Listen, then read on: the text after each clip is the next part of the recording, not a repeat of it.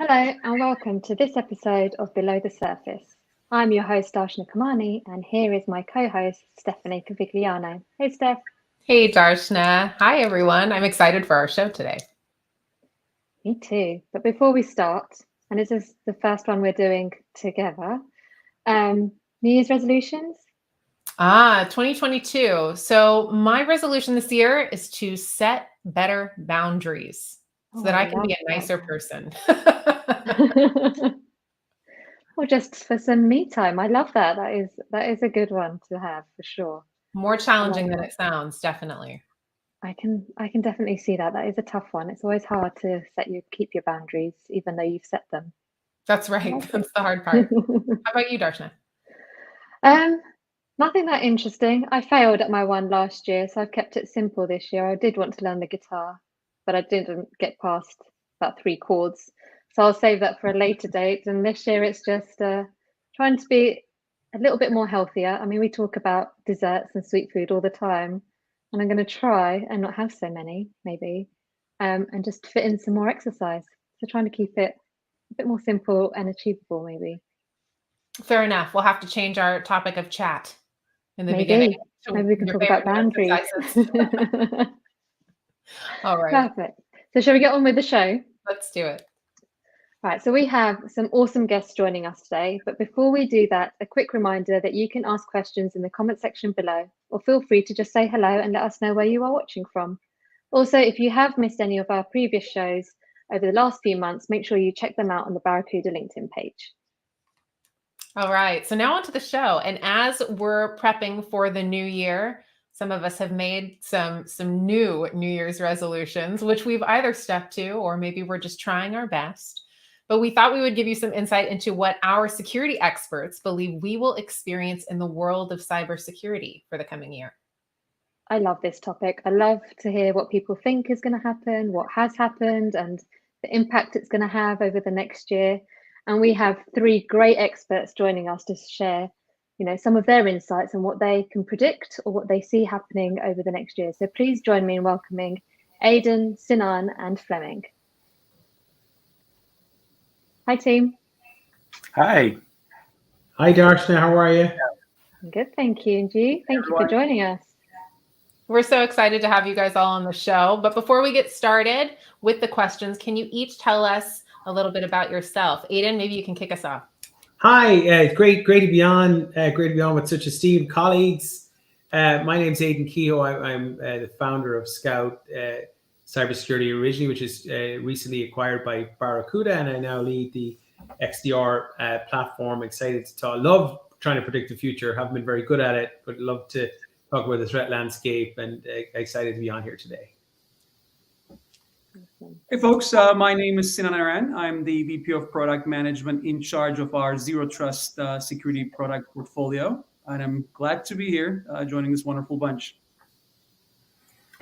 Hey guys, I'm Chief Technology Officer at Barracuda Networks. Thank you for having me back in this show. It's pretty cool. I love the idea of setting some goals for the new year. And guitar sounds interesting, Darshna. Can't wait. I'll have to take it back up. How about you? Have you had any New Year's resolutions? Actually, I did. I started using an app together with my team, really kind of tracking my movement and, doing more exercise outside. Small goals. I think I achieved some of those goals, but I never recorded it through my, basically wearables. But this year, I'm going to make sure I track my my activities a little bit more. Nice. Sinan, Aidan, anything from you guys? Any New Year's resolutions? Yeah, I guess it's a new variation of the same old thing. Read more, exercise more, right? It's just the different tool this time, different set of interests, different set of books. But yeah, it's pretty much anchors around the same idea. Read more, exercise more. I was talking to Diane Honda, who we all work with, and she had an idea where she has one word for the year. So I love that idea. So instead of making resolutions, I picked that word. My word this year is peace. So the last kind of few years have been so crazy, but we were in cybersecurity. So I'm always kind of like, wishing for peace and more peace in my life and everyone else's. Yeah. I love that. That is awesome. Maybe I'll do that next year. A word that definitely resonates. Mhm. So, I mean, I'm sure we can all agree it has been a year full of surprises and challenges. So, can you tell us some things that stand out for you from last year in the world of cybersecurity? Aidan, do you want to kick us off? Yeah, sure. I mean, I think since as long as I've been working in security, it's always been interesting to see what people in the sector believe is going to happen, and then customers may not necessarily kind of think that way. And one of the reasons is most people don't think like a bad person. So most people think like good people, and I think when you're trying to predict the future, if you looked at 2022 as the extension of the pandemic continued, there was a couple of themes that I think continue to play out, and it's been like obviously great tailwinds for our business. But one, we have a tremendous shortage of talent in security. So it doesn't matter if you have a budget or you don't have a budget. Even if you had, it's very difficult to get access to that talent and expertise. And two is you've seen a massive expansion of people's footprint with work from home, so it's not tidy inside a network anymore. And a combination of those two things have led to kind of all the increase in cyber attacks, and we've seen a huge increase in email phishing and in ransomware, and everything that the trends that were there are just continuing. And that's why I think people who used to bet on products are now going to need platforms to help kind of integrate those products, and automation is going to be kind of a big feature. But that's kind of like my circle of thinking, and love to hear what Sinan and Fleming think. No, I appreciate it. Yeah, I think I'll anchor on to Aidan's point around, products potentially being silver bullets traditionally, right? Customers are moving away from that because even the silver bullets that we assume could really improve cybersecurity footprint, attack surface, such as MFA, is being constantly challenged, right? So we had the recent incident. Manny wrote a great report about potentially Russian nation state activity targeting government and business entities, even going towards overwhelming the user, the target with continuous push to auth notifications till the user relents and approves that access request, right? So it turns out that even the big bets that we put in cybersecurity are not silver bullets. They do have certain trade-offs, right? Usability versus security. Therefore, we're going to see a little bit more of those products being challenged by attackers, and a lot more workarounds probably be deployed in the attacker landscape. But I also like to highlight, of course, an eye opener in 2021 for me was the supply chain, the critical risk, the systemic risk essentially that we carry around our software supply chain, right? And this might even come to a point, maybe the skeptic in me is exaggerating the point a little bit, but it might come to a point that it might even unravel, the world economy, right? The supply chain, the software supply chain is becoming a critical part of our everyday life because most of our critical businesses are transformed into digital entities, right? So the software supply chain is going to remain a big concern. Yeah, I totally agree with both of you guys. I mean, last year just showed how everything is under the scrutiny, and basically there's a lot of attacks on critical infrastructure affecting our livelihood.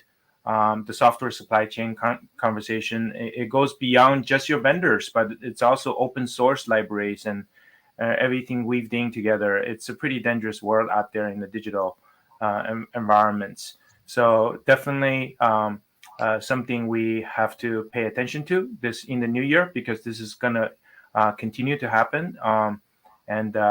So it's something that we're very much aware of and drive awareness across the board.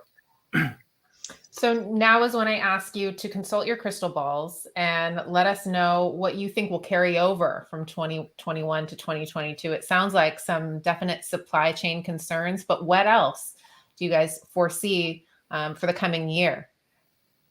Let me just continue with that one, because that's a really good question. Because part of it's just looking at the attacks, the sophistication levels that involves social engineering, all the way to potentially stolen credentials from many years ago can be used against your environment, to the fact they can actually stay put and then monitor your vulnerability and ensure the attack at the right time when there is, there's the basically the easy way in. We have to really think about, one of the things I want to talk about eventually is getting more security analysts and more talents trained to identify and correlate data to eventually be ready to respond, as well as to the degree of putting security practice in the very beginning of the software development cycle. So software supply chain can be somewhat, in a proactive manner, sort of managed in a way that's secure in the very beginning of the software development. Yeah, and just to build on Fleming's point, I'll answer your original question as well. I think, you have a lot of people who are, we're at that stage where people are graduating from college and they don't know what to do. And everybody who's listening in today, including us who are on the call, we all know someone's graduating from college. I think, we need to encourage more people to get into the cybersecurity industry. I mean, that's something that we all need. If we want to protect all the critical infrastructure in the US and globally, generally sits in the private sector. All those private sector companies need help, and it's a great industry to be in. And particularly if you're a Gen Z today, you want to have purpose in your work the same way we all here have purpose in our work, and you get up every day protecting people. It's an amazing thing. But I think, just to answer your original question, I think we're going to see more attacks using a combination of the same techniques. Like, the bad guys haven't had to improve very much in order to have a lot of opportunity, right? So users have kind of made that easier and easier over time with a shortage of people to defend. But security is a process, not a product. So I think we're going to have to make sure together, and that's why I want to encourage so many people to get in. We'll need that kind of collective defense, both from kind of C-suite down boards with governance, thinking about how we're managing kind of legacy systems that are being done through acquisition, as well as, people are talking about artificial intelligence and blockchain, all these other technologies, but how do all those things coexist, right? So it's a nice spaghetti mess. So when you're an attacker, that presents a lot of opportunity, but when you're trying to defend like we are, that's where you got to get the basic hygiene right, making sure you got your best email protection in place, your endpoint in place. So I find it hard to talk about the problems that are going to come without trying to talk about solutions that I think people should be doing. But it would be great if anyone's listening today and they have someone, going through the college kind of graduation process this year. I would encourage them to look at all the cybersecurity industries, including Barracuda's hiring. We're hiring for sure. Mm-hmm.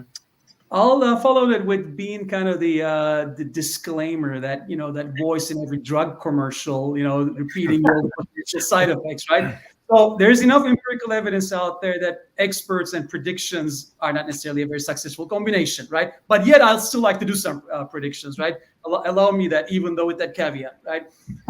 So I've been looking at the geopolitical events. We all are somehow following them. Our phones wouldn't stop sending us notifications regardless, right? Even if you want to mute yourself from all the events around us. But so there's one interesting theory out there that if the sanctions, because of the escalation between Russia and Ukraine, got put in place, right, that might increase several folds the ransomware activity, because we've seen this with North Korea.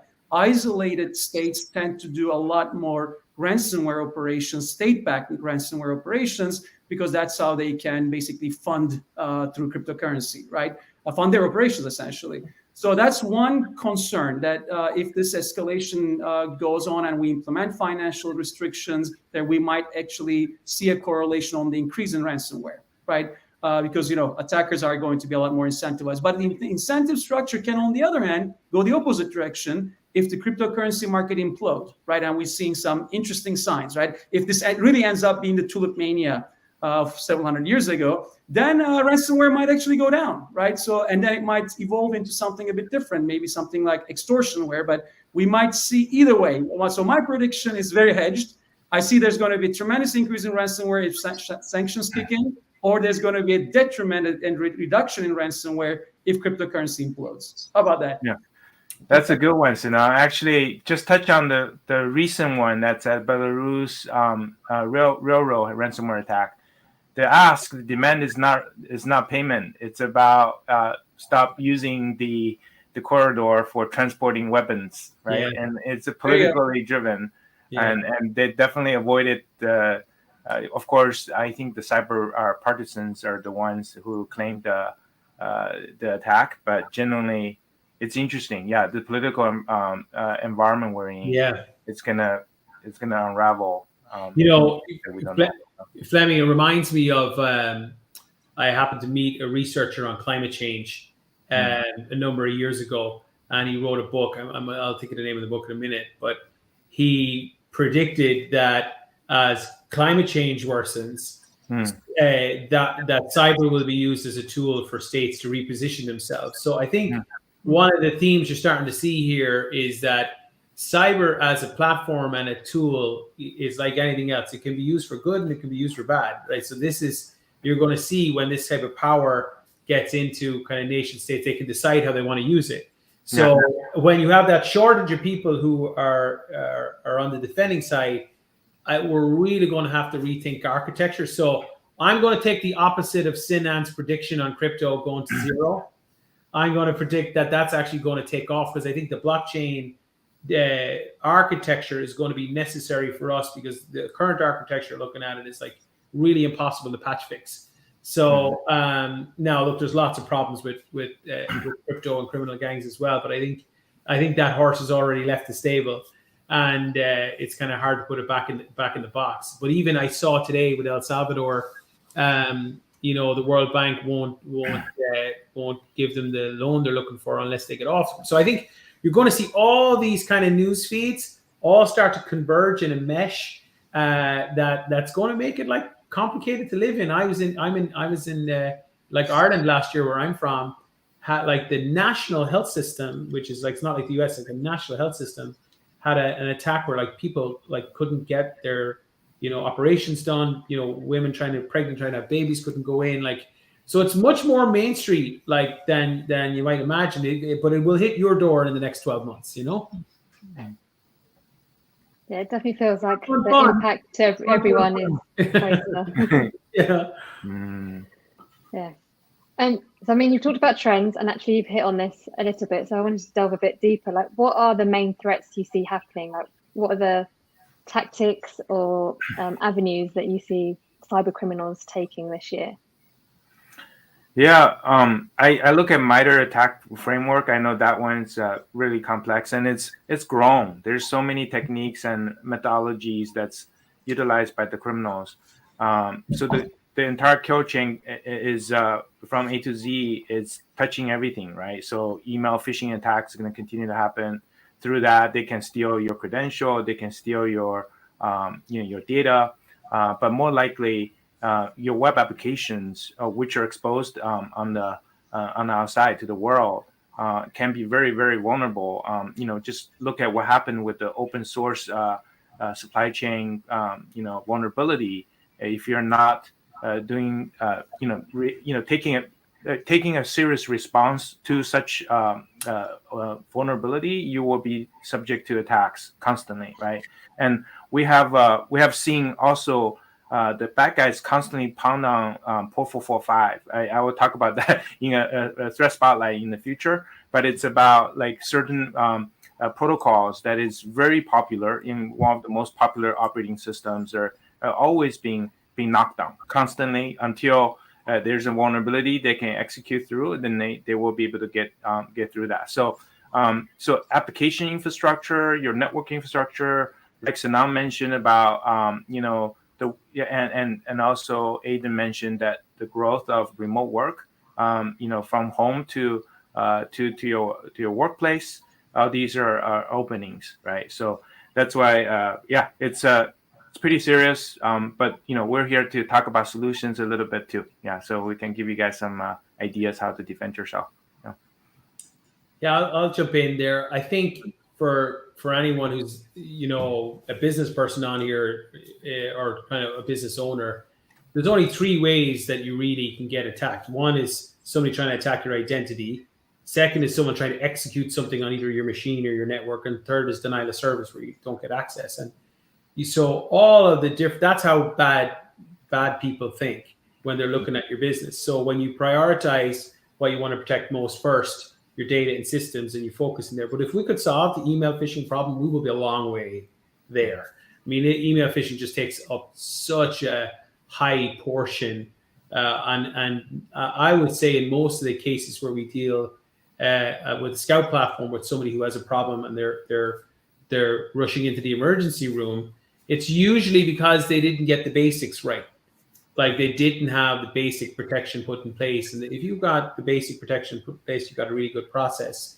I want people to understand it is possible to protect yourself, but it's getting harder and harder and harder if you don't do the basics right. So those three areas, identity, execution, and denial of service, are like the three buckets that I would recommend people kind of think about in terms of how a bad person is going to look at attacking you. Sinan?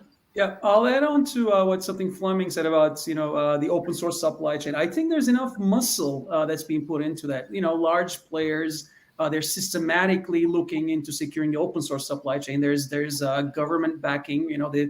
There's initiatives in place, startups being formed to really secure your CI/CD pipelines, whether that's your open source components, your Artifactories. There is enough momentum and muscle in the open source space. However, I like to warn folks about the very long tail of shareware and closed source applications that you use. I mean, I know folks who are sitting in front of, if they're in IT and DevOps or doing cloud ops, if they're using a Windows endpoint, they know what I'm talking about. There are certain applications that are 1-man, 2-man, 3-man shows that they use every day in and out. They're shareware, freemium. They're not open source, right? There's a long tail of those tooling that we depend on that unfortunately has no accountability, no controls, right? If you're on Mac, you know what Homebrew is, and that as well is a small project, backed by a couple of folks. So there's a long tail of the supply chain that is not open source. And I think that's where the easy pickings are for large scale attacks are going to come from. And it really keeps me up at night. Really fascinating predictions so far, guys, and really spanning so many topics here. I want to double click again into ransomware. This is a common concern for many of our customers and many of our reseller partners who are hoping to protect more people. Can you talk a little bit about what you see for ransomware? Is it going to stay the same pretty much in 2022, do you think? Or is it going to evolve? Fleming, maybe you can start us off. Yeah, actually, as we have shown through our last month Threat Spotlight, the increase in ransomware related to the pandemic. Remember, the pandemic is still here with all this other things that's happening. Yeah. And it's related to testing, COVID testing. I think if you look at during that period of time, it's increased by 500%, right? The point is the pandemic takes its life cycle. There's going to be additional activities from the government, from CDC and everything, and the bad guys are just going to layer in on those to fear that we have and continue to drive their ransomware attacks. So I believe it's going to continue in that way. To a certain degree, we also, just as we mentioned earlier, not always going to be driven by payouts through cryptocurrency. Could be politically related, could be holding hostage, or maybe even corporations at war, things like that, right? At war in quotes. But generally, so still a major use case in cybersecurity because it touches so many parts of the kill chain, the way it actually take place.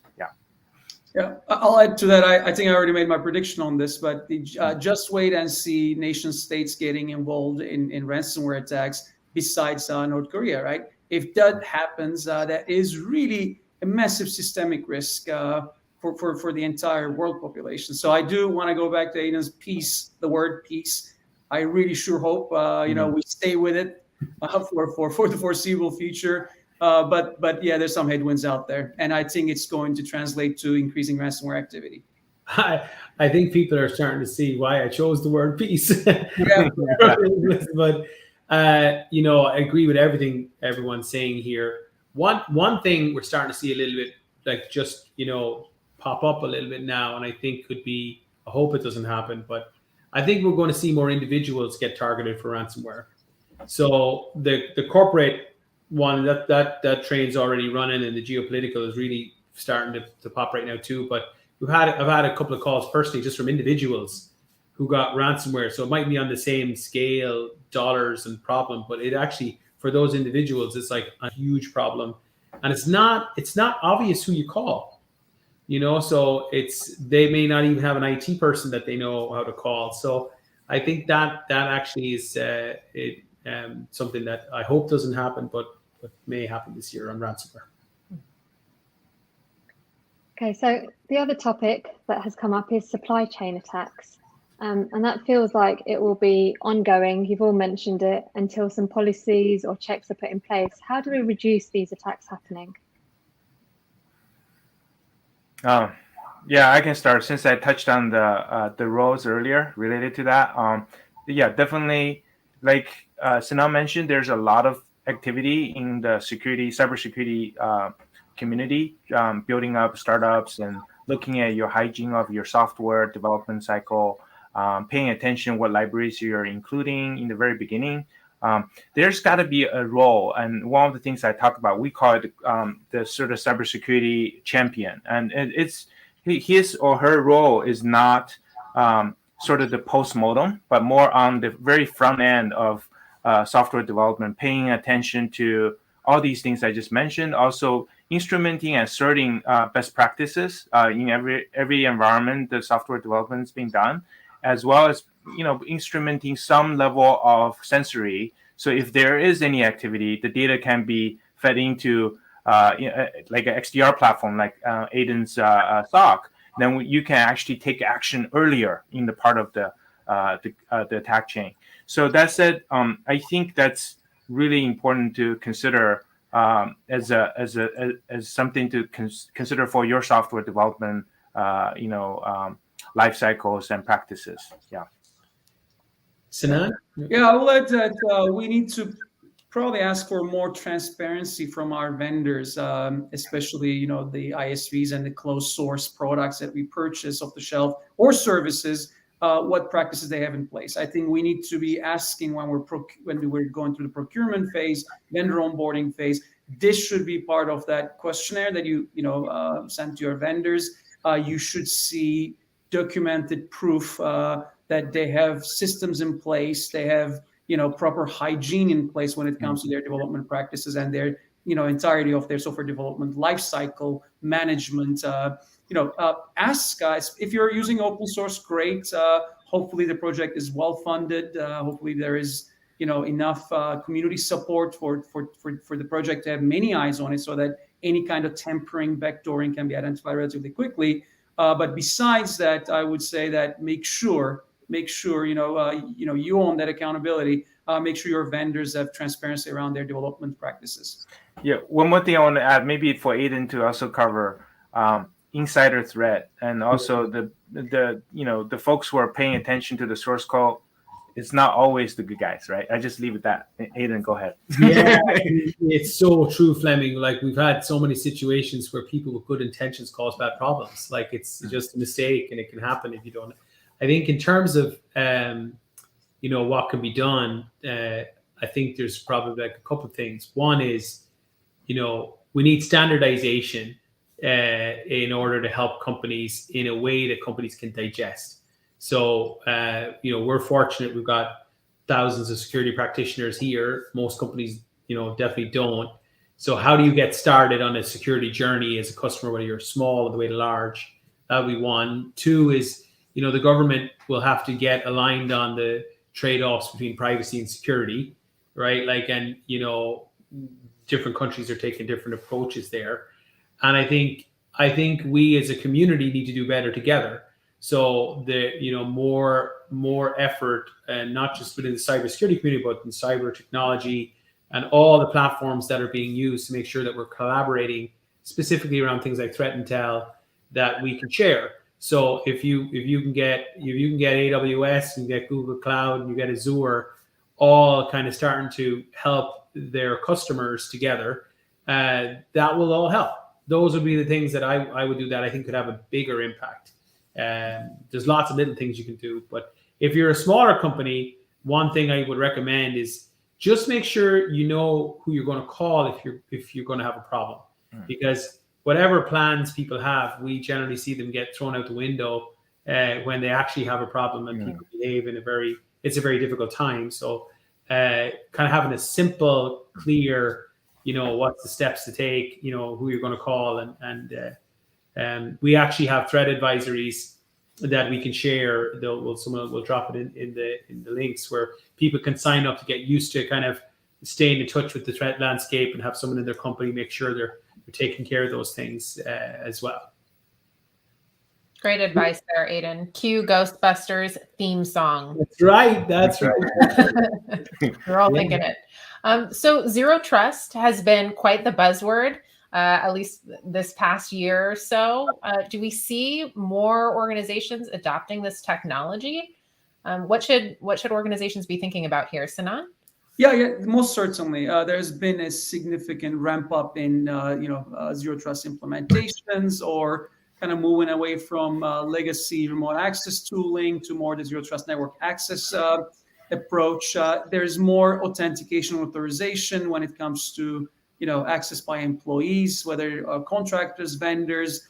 So I think the industry and our businesses are going in the right direction. Even I see some consumer applications implementing more like zero trust paradigms into their workflows. So it is resonating. It's just beyond the buzzword, although there's still the market confusion because everybody tries to ties and anchors to zero trust. But I like to give this analogy over and over again. It's kind of like the airport terminal when you're trying to get to your gate. Your ID authenticates you. Your boarding pass authorizes you, right? And then the X-ray scanner gives you a posture analysis before you're let go to the gate. So essentially, this is the best tool that we have in our toolkit right now to reduce attack surface, right? Especially, I see an uptick in device identity besides user identity, because this is something we've been tackling for some time, single sign-on for our users. But now we're seeing a lot more of implementations around device identity. So rogue devices with stolen credentials. As I previously said, users with overwhelmingly, generated MFA requests becoming kind of a bit numb to MFA at this point and approving everything they see. These can be all taken care of by introducing device identity, right? There are sanctioned devices issued by your business. They do have certain device identifying certificates that sit on the device's, hardware keychain, and that could unlock access for you, right? So if you add that layer of identification and authentication on top of user identity, we have something very robust. And I think it's been resonating in a lot more deployments in our customer sphere, in our partner sphere, are anchoring around, bringing device identity to user identity and having a strong pairing that enables zero trust. Really interesting. Fleming, any thoughts on this? I just have one phrase. Everyone must do zero trust this year. It's everyone's using SaaS. Please do that. Please use zero trust. All I can say is listen to those two. Loud and clear. All right. Yeah, absolutely. Sounds good. So I guess we've spoken about preventing and detecting attacks. I guess the question is, what happens when the inevitable happens? A breach has happened, or you've seen an attack. Aidan, you've talked about this. Who are you going to call? Do organizations now need to start thinking about response in a bit more of a strategic manner? Yeah, I'll start on that because it's probably the area I spend the most amount of time in. I think most people don't think of incident response across their organization. They think of it maybe as an IT function or a security function and how it's going to work together. The most important person involved in any incident response that went well that we worked on was the legal counsel. That's the first kind of recommendation I have, is make sure you have worked with your attorney in advance on what the process should look like. And secondly is, expertise. What is that? Where are you going to get that expertise from, and how is everyone going to work together? Because it's actually quite cumbersome It's actually a little bit better in a work from home environment where, you know, people can jump on Zoom. Previously, when you're going to physical locations and stuff like that, it was a little bit different. But I think that the sooner kind of you have a real clear, simple plan, and it's tested over and over again in different scenarios, the better you'll be, because speed of response is really, really critical. And it's humans, right? We do a lot of our platform does a lot of stuff in an automated fashion, which helps tremendously. But I'm presuming the question is if you don't have the right kind of support put in place. So that would be my suggestion. Fleming? Yeah, I really like the idea, especially getting the right communication and getting the right workflow in play. And Aiden runs a SOC as a service that's empowered by a extended detection and response platform, which I'm very excited about because that's when the data come together and correlate, and getting rid of all the noise and identifying the right places to start and execute and enforce during an attack. So I'm just very excited to have ability to help our customers who may not be able to handle these things on their own. So when they make the phone call to their MSSP or MSP, they're better served with a very powerful technology behind the scene here. Yeah, and the other thing just to mention on that is, two rings and a human picks up the phone. Mm-hmm. So like the reason we can do that is because our platform is built for automation of security incidents. Yep. So, but when you have a problem, like that's very, very powerful to give the customers the comfort that they need that, I'm actually going to talk to a person when I'm having the worst day of my career, That's the Barracuda way. We always do it. Always nice. On that. It's a very important point. We talked a lot about, systemic risk and software supply chain, but there's actually a whole economic supply chain, right? The business supply chain. And then, all these SMEs, the mid-market, the small businesses, they serve a critical part of our supply chain, right? We're so focused on the global 10,000, Fortune 500, and the federal entities, but actually all these small businesses are critical parts of our supply chain, right? And the only way they can have high fidelity, efficient cybersecurity services through their MSPs, right? So I think this model could actually solve the long overdue SME/SMB cybersecurity challenge. Go through your MSP, acquire the security services that you need, because you're never going to have enough talent.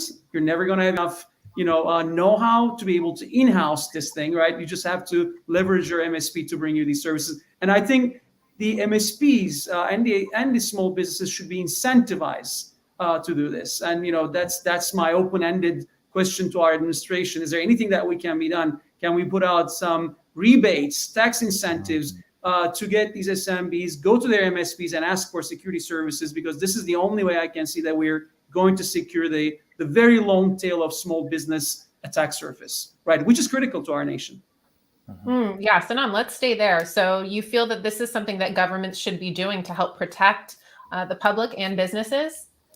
Yes, most certainly. They should be incentivizing small businesses in every way possible. And, when you talk about incentives, it's a tricky subject. Economists worked on this for 100 years, writing numerous papers, but we know that money works, right? If you give them checks to go use only on cybersecurity, they'll do it. I mean, they don't want a ransomware. My dental office don't want a ransomware, right?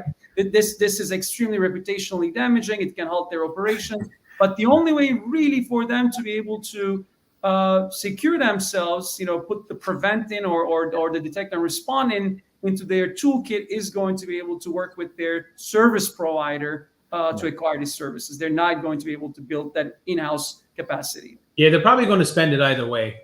Yeah. Well, why not incentivize them, right? Because usually the biggest, I would say, challenge in my 20-plus year career in cybersecurity is that we only think about something one bad that happens, right? Like we only think about risk mitigation, insurance, only something bad happens. Why not? Let's get ahead of that story and incentivize folks to put that insurance. Like we buy life insurance. Why? Because we have liabilities and we don't want our families to inherit those liabilities. Well, it's the same thing. Your business have liabilities. Why not get in front of it? And especially if it's free. if it's incentivized by the government.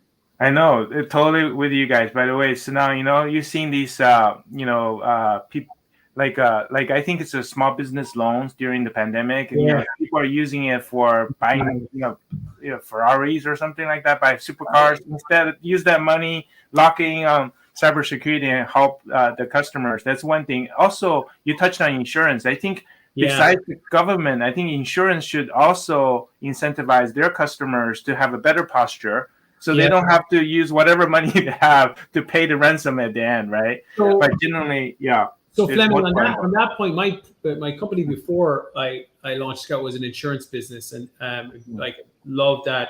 I think you're absolutely right. When 9/11 happened in New York, the government stepped in when the financial markets all fell apart, and they created an act called the TRIA Act, which was the Terrorism Risk Insurance Act, and it basically got the capital markets flowing again. If we don't have, and I think we're going to see this year.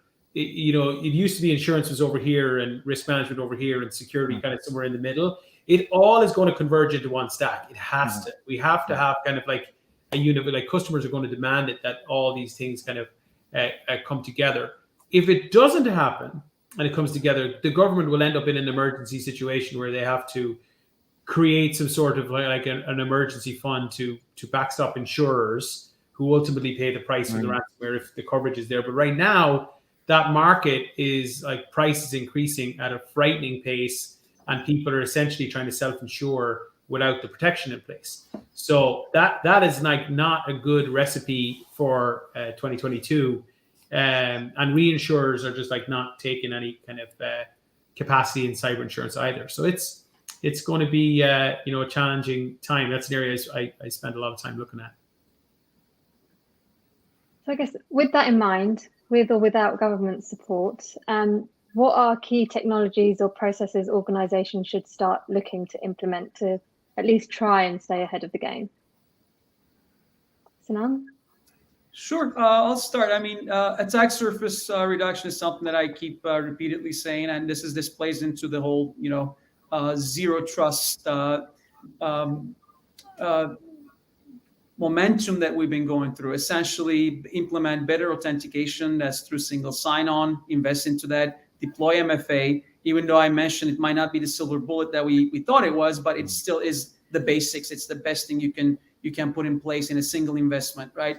Get your identity straight. Put SSO MFA in place, and then work towards your internet presence and reducing that footprint and that attack surface. By putting, again, authentication authorization solutions in place. Of course, this is on the prevent side of it. On the if something bad happens, you need to have, of course, your data protection practice in place so you can boot up and get back to work as quickly as possible. Who wants to take on next? I'll jump. I mean, I echo everything. I'm going to echo whatever they say also. So you can say that before Fleming goes, but I think zero trust architecture is a standard. Picking a standard framework to measure yourself against, whether that's NIST or whatever. And I would say if you're not sure what to do, at a minimum, you have to have great email protection, great endpoint protection, and know who you're going to call, which hopefully you call an XDR, managed XDR provider like us. Yeah. Definitely. Thank you, guys. And the thing I'm thinking about is examine what you have today, and anything that's not, suitable. If it's a firewall that doesn't have, the proper connectivity through MFA, or doesn't have the ability to deploy zero trust at the edge, it's probably out of date. You need to invest quickly and get into the modern ways of protecting your employees and your people. Looking at MSPs for help if you're not primarily a software, or maybe a software, let's just say, development or vendor or any in the industry. But generally, there's a lot of exposure through SaaS usage because the data gets created while using SaaS. So I think it's also examining your SaaS vendors and making sure they are up to par. Like Sinan mentioned, understand how they process your data so you know where to go to, along with your help from an MSP or with your own SOC team. So yeah, just full examination of where you are today. It will be a really good start. Yeah. Really good guidance to help individuals and organizations stay secure in the coming year. So thank you all. I want to go around and ask you all for your final thoughts as we wrap up on this wonderful session. We did have a viewer question, and this was specifically directed at Aiden. We could probably do a whole nother session on this. So we can open the can of worms here, and then I hope I can offload the answers to Fleming and Sinan. So let's see how you certainly you can outsource a little bit. So the question was, does the emergence of the metaverse create yet another attack vector for bad actors? Really interesting. I think what we're starting to see now is if you look over the last kind of 5 to 10 years, we've had a massive growth in both cloud and SaaS companies. I think what we're going to see in the next 5 to 10 years is the first time we'll have software-based companies that have their own inherent economic utility. So something like an NFT has its own inherent economic utility, and there's going to be, wherever you have a lot of money at stake, you will have a lot of bad people trying to do bad things.